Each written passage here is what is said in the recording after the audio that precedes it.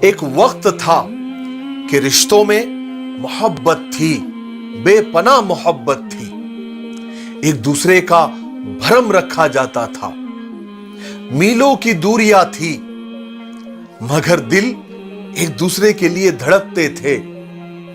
رابطے اور کانٹیکٹ مشکل ضرور تھے مگر پیار اور محبتیں عروج پر تھی۔ پھر کیا ہوا؟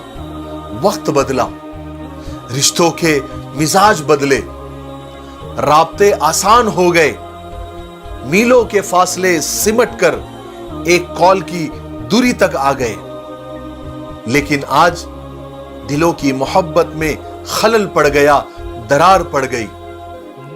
انا نے اور ایگو نے جنم لے لیا، نئی سوچ نے جگہ لے لی۔ سب کے ذہن میں یہ بات بیٹھ گئی کہ اگر وہ کال نہیں کرتے تو میں کیوں کروں؟ نتیجہ یہ ہوا پھر ہم سب کے رشتے ایک رشتے سے بدل کر کانٹیکٹ نمبر میں بدل گئے۔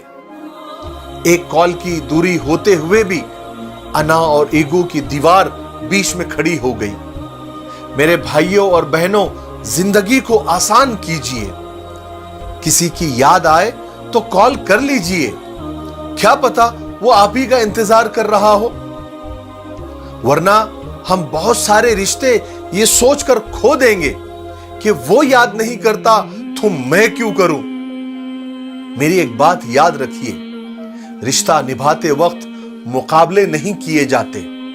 آپ خود آگے بڑھ کر کال کر لیجئے، ہو سکتا ہے کہ وہ آپ کے کال کا ویٹ کر رہا ہو، انتظار کر رہا ہو۔